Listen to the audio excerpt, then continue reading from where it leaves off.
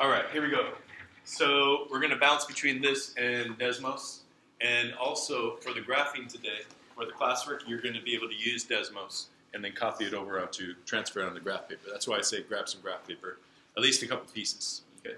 So first off, what you guys have learned already is transformations. We know how to translate the same exact shape of the parabola. What can we do? We can translate it up, translate it down. What else? To the left, to the right, right? Remember this? That wasn't so hard. I feel like we got that down. Now, because you know what the parent function, y is equal to x squared, if I fill this in, what is it going to look like? It's going to be a parabola. Where's the vertex going to be? 0, 0. So I know that this has, you know, and at 1, 1. If I plug this in, 0, it's going to be 0. 1, it's going to be 1. Right? Plug in a 2 here, it's going to be 4. Plug in a 3, it's going to be 9. It just keeps getting bigger. So I know it's at 1, 1, and then it keeps moving up. That should be a little more rounded at the bottom. Okay. Everyone agree with that so far? Okay, so what you're learning today and tomorrow are the things necessary to not only move it up, down, left, right, but how to stretch it, compress it, and side to side, stretch it and compress it. And if you imagine this, if you know the parent functions, for all the parent functions, the things that we've learned to do, translate it up, down, left, right, compress it, stretch it, compress it, stretch it. Those are all the things you could do to any function to make a new function. Those are the only ways you can manipulate a function. Move it up, down, left, right, compress it, compress it, squeeze it. So after tomorrow, you're going to be able to apply that to any other function we have. So I hope that makes graphing kind of seem like there's like a logic to it, because those are the only things happening. You move it up, down, left, right, you compress it, you squeeze it, compress it, you squeeze it. That's all you can do to an object, really. Okay. So we want to see what happens when we have, instead of x squared, when we have 1/2 out there. So I want you to think about that for a second. Think about maybe like how we got these values. Maybe plug in something in your head, see what happens. Think about it for a second. I want you to tell your neighbor, what do you think that's going to look like if it's y is equal to 1/2 times x squared? So think about it, and then tell your neighbor, what do you think?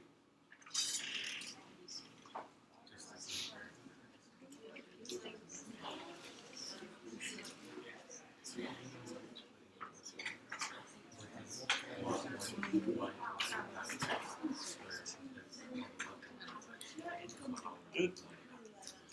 And if you're not sure, but you're afraid to ask somebody, it's never going to work. So you got to get used to, asking questions. Maybe we all got it so far. But what's a guess we got? Who has a pretty good guess? You agreed, your neighbor agreed, pretty confident. Anybody feeling confident? Nobody's confident. Ethan's confident. What do you got? Oh, man. It gets smaller. It gets smaller? So you're saying it's going to be compressed this way? The thought is this way? Did anybody think it'll compress or open up more? No? Okay, let's see. Let's see what happens. So let's plug in 0. X is 0. What happens? 0 times 1/2? 0. Let's just put our positive numbers and we can reflect it across the midpoint. Let's do 1, 2, 3. Plug in 1 right here. It's 1 squared is 1 times 1/2. 1/2. Plug in 2 right here. It's 4 times 1/2. It's 2. Plug in a 3 right here. It's 9 times 1/2. 4.5. All right, so let's graph this and see how it actually is working out. It's about the same units. Let's see. 0, 0. 1 and 0.5 for y. 2 and 2. 3 and 4.5.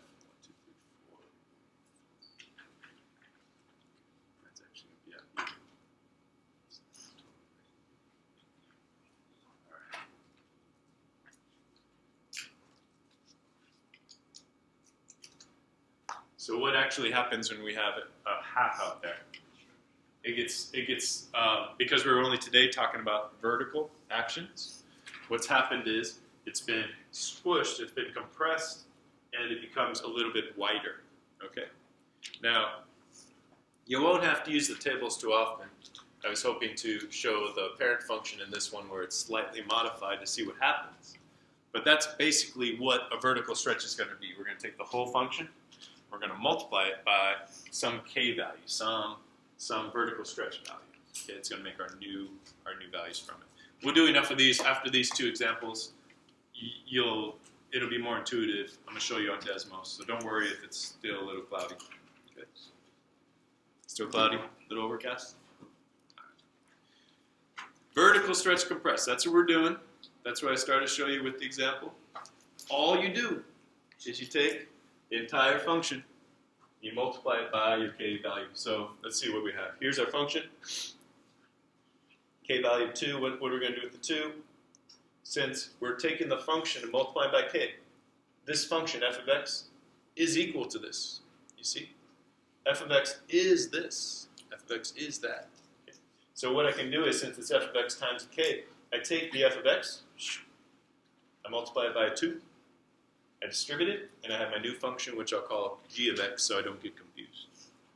All we did to go from f of x to g of x is to apply a k value of 2. Right? I mean, that part algebraically, does that make sense, what I just did? Distributing it, all that. Okay. So, example number 1, we're actually going to work on together, and then we're going to look at it for the graph. That's going to, I think, bring it all together for you. Let's see. So, given f of x is this trinomial now, 1, 2, 3, 3 terms.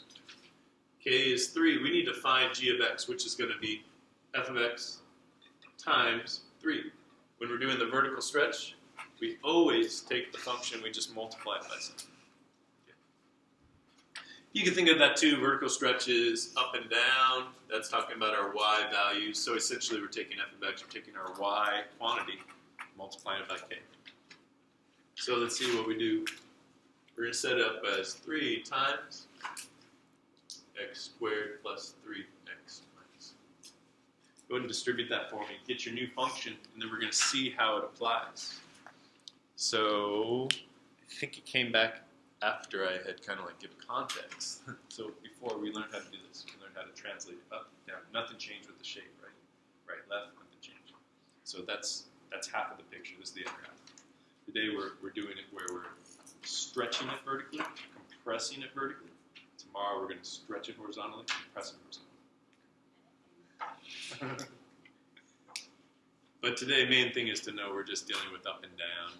That's why we apply the change to the f of x.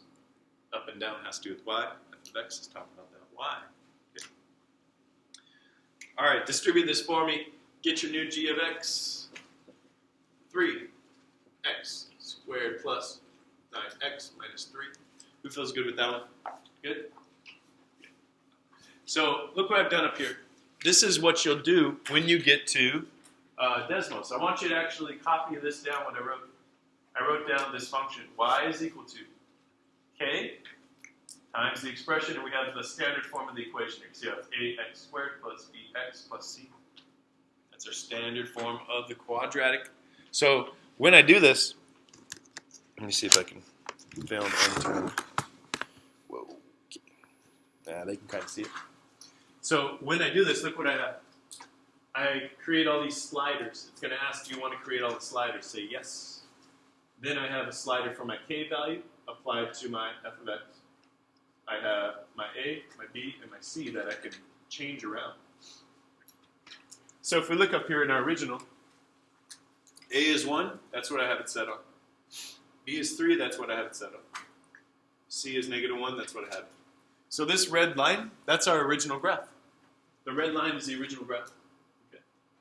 Now, that's the original graph. This is what we got, look down here at the bottom. You see this?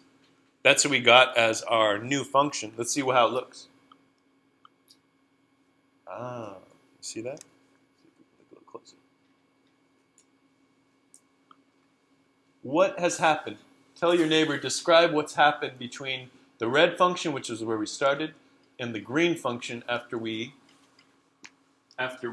applied our k value of 3. Tell your neighbor, what's the difference between red and green? Remember, everything right now is horizontal, so it wouldn't be compressing it this way. So instead of compressing it this way, vertically, what's happening? Like tacky, stretched. And that's once we get to tomorrow, everyone's gonna see it that way. You got to have the difference down. All right. Let's see. Destin, help us out. Describe what happened from the red function to the green function. That's our new function. Okay, we're just notice everything. That's perfect. Vertex went down for the y value. How about the vertex left to right? What do we see? The vertex left to right did not change. The axis of symmetry stays the same for vertical shifts. You see it? But the vertex did go from a y value here down all the way to here. What else happened? Who else can describe something else? Who else? It changed colors. There's a whole different color. It's g of x, so we made it green. Perfect. All right, what else? That's another bullet point. Change color.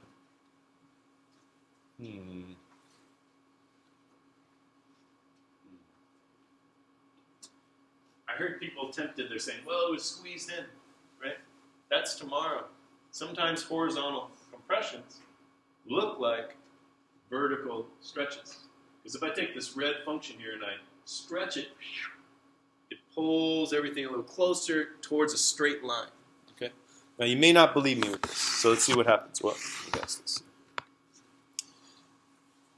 What happens when I do this? You see here, remember the red function is where we started. It had a k value of 1 because if you put a 1 right here, is it going to change the expression on the inside? No, because it's 1 times that expression. It's going to be the same thing. So watch. I'm going to just go ahead and shift this towards 3. Let's see what happens.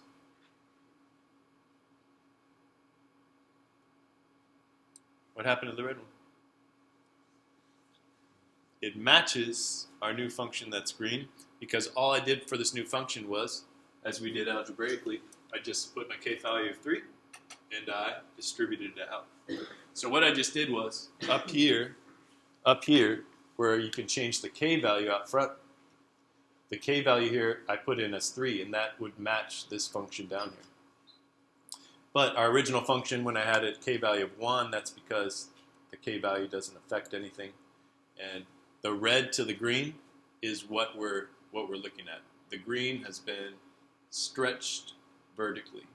You see how it gets closer and closer? It's closer, closer, closer, closer. And then it matches. Okay? So that's all that's happening. The algebra of it is pretty straightforward. You just pretty much are distributing that k. Got your new one. Everything I just showed you for this example problem is what you got to do for your homework. Okay? Find the k value. Go to Desmos. Let's graph it. Sketch both those graphs, labeling one f of x, the other g of x. Make sure you got those organized. That's it. Now I want you to tell me, it looks like when we have k value greater than 1, we end up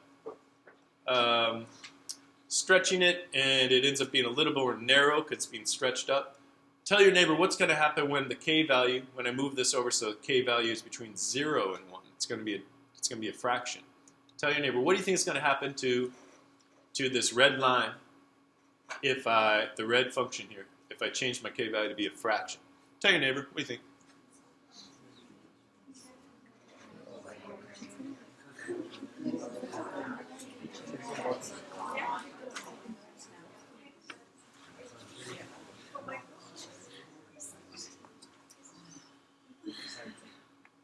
Anais, because you did the, or you just warming up?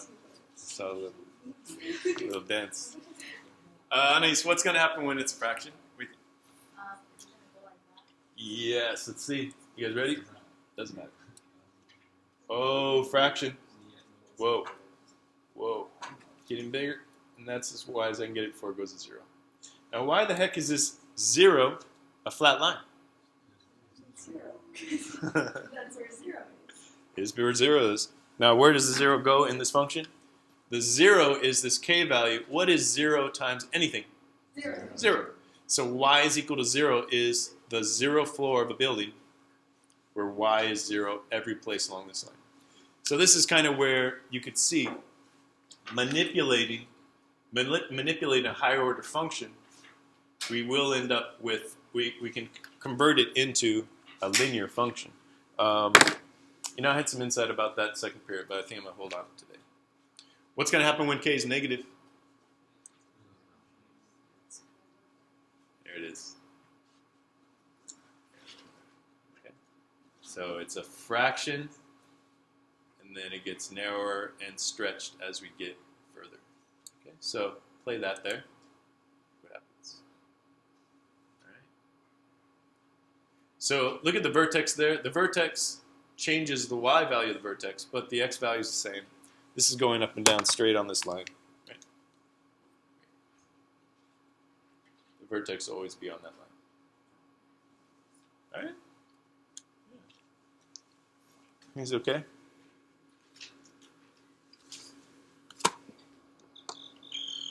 That's how I feel up here.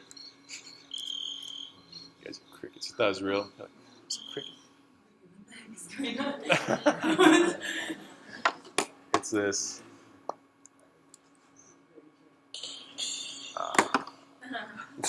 That was a perfect face. That was a perfect face. That was good. All right. Let's do example 2. We'll do example 2. I'll set up the board up here so that we could see what happens here. Do example 2 with us. This would be the answer. We went from f of x. Then we'll graph it with Desmos. You graph it using Desmos and just label which one is which. That's going to help us to see what happens as far as stretch and compress. It's on Emoto. I gave you like 8 questions. I typed it up. About what? It's on Emoto. It's going to give you this. They're exactly like these example problems. Give you this. They give you a k. You convert it into your new function, and then you graph both and label both to show what's happened, what kind of change happens. That's the scope of it. How about this? How about example 2? We'll do example 2. That'll be a model of what you're going to expect.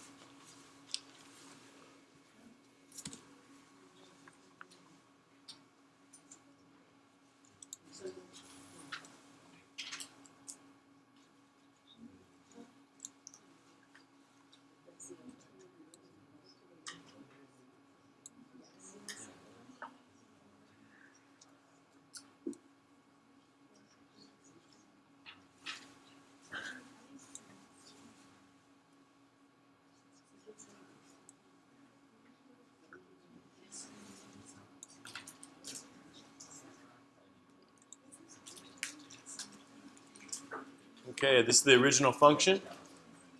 So if you're doing your homework, you're finding your new function down here. Finding the new function, applying that k value. I just graphed the original function. So that's something you're going to have to turn in as your final homework for each problem. Okay. So you write down the original function, you graph it. Use the k factor to find your new function. Graph it, label it, and that's going to help us start to see what's happening. That's really all I want you to find from this. So, f of x times 1/2. What are we going to end up with? Let's see, 1/2 times 2x squared plus 8x minus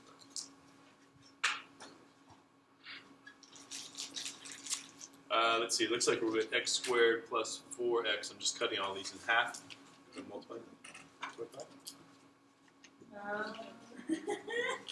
Is everyone okay with that step? Yeah?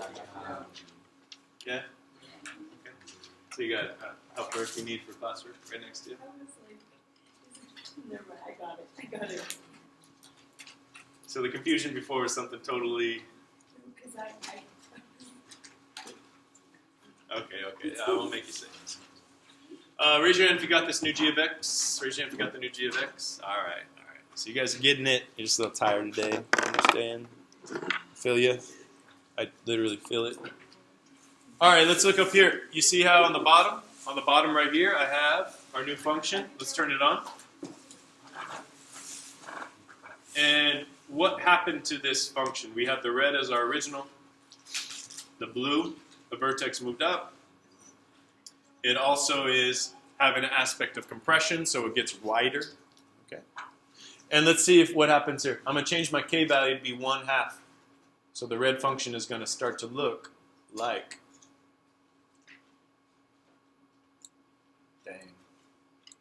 the other function. It matches.